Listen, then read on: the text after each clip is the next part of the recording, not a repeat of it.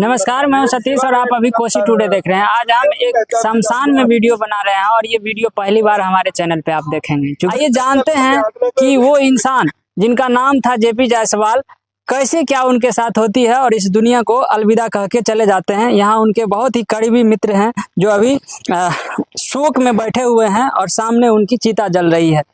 क्या नाम हुआ भैया आपका? मेरा नाम कृष्णा राज है। क्या कुछ हुआ था जेपी जायसवाल के साथ? उनके साथ सड़क हादसा में वो चला गया। कैसे हुई है हादसा हुई, कुछ पता है? हाँ पता है, वो सरवन जी के यहाँ जा रहे थे, उसके शादी का सालगिरह था, वो इनविटेशन देने के लिए। तो उसी क्रम में किसी बुजुर्ग को बचाने के क्रम में दूसरा कोई मोटरसाइकिल वाला उसको ठोकर मार दिया। उसी क्रम में वो गिरा, वो सुन रहे हैं वो सिलेंसर इस पे लग गया सर पे, जिसके कारण ये साइड डैमेज हो गया और उसी के साथ वो उसको हॉस्पिटल ले गया। वहाँ पे कुछ देर के बाद एक दिन के बाद उसको मृत घोषित कर दिया, जिसके बाद वहाँ से पटना ले गया IGMS। वहाँ पे सुबह जाते वहाँ भी मृत घोषित कर दिया। सांसें चल रहा था फिर भी वहाँ पे, उसके बाद वहाँ डेथ हो गया। उसके बाद यहाँ लाया गया। यहाँ देख रहे हैं आप सामने चिता जल रहा है।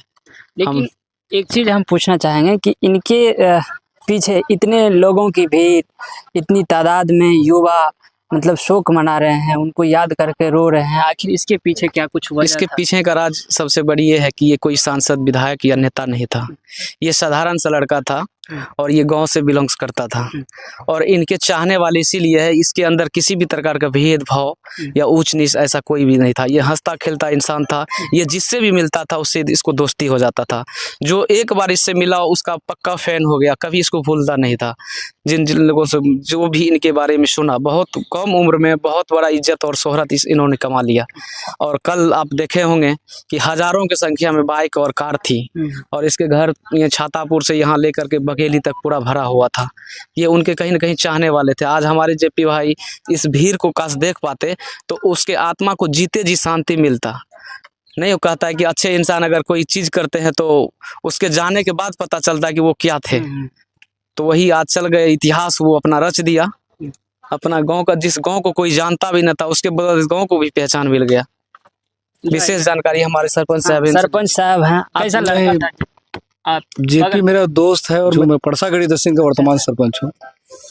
मैं कौम का तो मुस्लिम कौम का युवा हूँ, पर ये जो दोस्त था मेरा जेपी, ये हिंदुस्तानी था। अच्छा। इसके अंदर भेदभाव नहीं था। ये जिससे भी मिलता था उससे अपनापन का नाता जोड़ लेता था। आज तमाम जितने भी कल आपने वीडियोस में देखा होगा, जितने भी युवा लोग आए हुए थे वो सब उसके दोस्त थे। असल में सच में उसके माता पिता तो नहीं थे, पर उनके भाई वगैरह जो भी थे वो तमाम उनके लिए माता पिता का काम कर रहे थे। और उसको भले लग रहा था कि मैं अकेला हूँ, कल की भीड़ है, शायद आप वो देख नहीं पाया है। अगर उसकी आत्मा देख रही होगी तो शायद उसकी आत्मा खुश हुई होगी कि भाई इतनी भीड़, उतना इज्जत उसने कमाया है। किसी ने शायद जमीन खरीद कर अपना बैलेंस बढ़ाया होगा, किसी ने बैंक बैलेंस जमा किया होगा, मगर उसने जो इज्जत कमाया है वो शायद और किसी ने नहीं कमाया। इतिहास है कि त्रिवेणीगंज, जदिया, छातापुर में इस प्रकार का भीड़ आज तक किसी नेता न अभिनेता किसी के लिए नहीं लगा। और ये युवा हमारे जिला सुपौल में सबसे उभरता हुआ सितारा था। सोशल मीडिया पे इसका एक नाम था जेपी जायसवाल। इसकी बाइक इसकी पहचान थी, लंबी दाढ़ी इसकी शान थी और जिससे मिलता था उसको अपना बनाने की एक खासियत और क्वालिटी उसके अंदर था। वो मेरा सच्चा मित्र था। ये मेरा भाई है सिद्धू। हम लोग उस दिन 10 तारीख उसका शादी की सालगिरह थी और शादी की सालगिरह के प्लान के लिए हम लोग कभी कुछ करते हैं तो ये हमारा भाई सिद्धू है, इससे हम लोग राय लेते हैं। माइंड का बहुत तेज है ये, हम लोगों को कहीं ना कहीं बहुत अच्छा गाइड करता है। तो हम लोग कई बार इससे राय लेते हैं। तो वो भी राय लेने के लिए, प्रोग्राम करने के लिए उन्होंने एक फॉरम खोला, उसको भी देखने के लिए इन्हीं के यहाँ जा रहे थे। उसी क्रम में एक साइकिल पे बूढ़े व्यक्ति थे, उनको बचाने के कारण अनबैलेंस होकर एक दूसरी गाड़ी में उनसे टक्कर हो गया, जो कि इस एरिया में चोट आने के बाद क्रैक हो गया और आनंद फानंद में नेपाल नीरो ले जाया गया और वहाँ उसका ऑपरेशन कर इसको खोला गया और ब्लड को निकाला गया।